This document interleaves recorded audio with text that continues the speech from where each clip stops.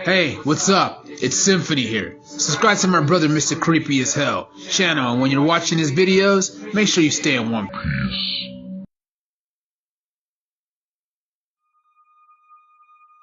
Every time I think about that house that me and my family moved into, it scares me, and it has a lingering effect on me. This happened when I was 15. During the summer, me and my family, which was my mom, my dad, and my two sisters, me being the only brother, moved into a brand new 2-story house. The house was real beautiful, but what threw my mom and dad off was how cheap the house was. If you saw the house, it was a really expensive house. I know that for sure. And if you saw it, you would probably assume it was probably at least worth about $900,000, but the realtor was only selling it for $197,000. My parents thought the house was pretty cheap based on how well the house looked and how it was built, but they decided to go ahead and buy it. They figured that they must have just gotten lucky, and then maybe they just happened to get a good deal, or maybe a nice realtor. Once we started to move our stuff into the house, that's when things started happening. Unexplained things. For instance, like one night when I was asleep, I remember hearing this voice that kept on calling out for help. It was strange. I woke up and I looked around, and I thought maybe it was my father that was calling out for me. I got out of my bed and I opened up my room door and I walked it towards my parents' room. I opened the door and I saw that my father was actually asleep right next to my mother, so I knew that couldn't have been him. I closed their door and I went back into my room. But when I went back in my room, there was this sudden chill in the air in my room.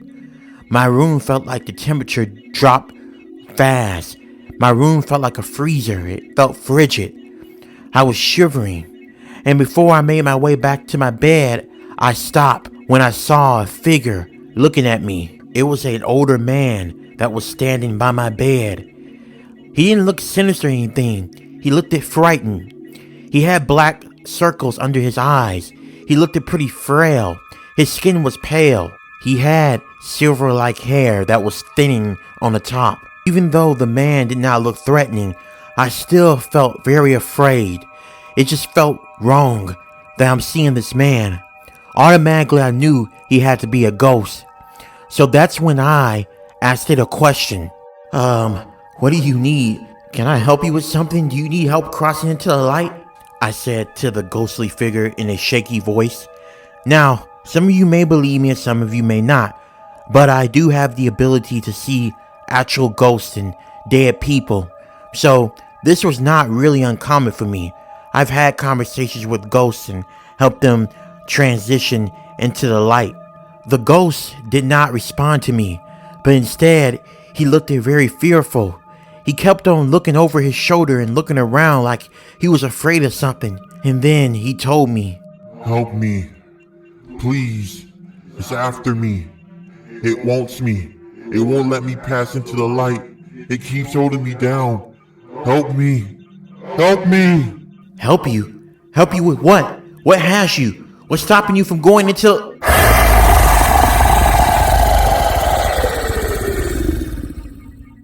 I stopped mid-sentence because I was interrupted by a growling noise. When I looked up, I saw something that made me want to jump out of my skin. Where the old man was standing, there were two black creature-like hands that was covering the old man's eyes. And then I began to see a figure emerge from the darkness. It was a demon. There was no denying it. The demon emerged, and it had evil all over it. Its aura was so strong to the point I felt like I was gonna throw up. It felt like invisible hands were crushing my chest. This demon had really dark, malicious intention. And then the demon snatched at the older man and brought him into the darkness, and then they disappeared. Immediately the room went back to normal, and that feeling in my chest disappeared, but I passed out from shock. The next morning, my parents found me laying on the floor, and when they got me up, they discovered that I had a fever. A couple of days had passed and my fever broke, and that's when I told my parents about what I saw and what I encountered. At first, I thought my parents weren't going to believe me, but they immediately believed in me.